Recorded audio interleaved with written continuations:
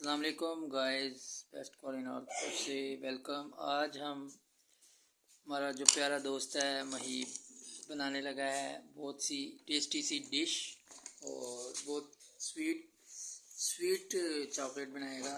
और ये रियो बिस्किट था, रियो बिस्किट को क्रीम लैदा कर लिया और बिस्किट लैदा कर लिया है।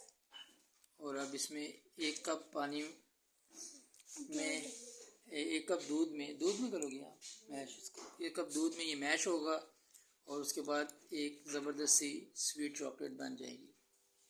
तो नया बाब आप बताओ। ये मेरा भाई एक चीज़ बनाने लगा है, वो इतनी मज़े की होगी। ये देखिए जी, अब दूध आ गया है। मैं इधर लेके आओ, दिखाओ कैमरे में। चलिए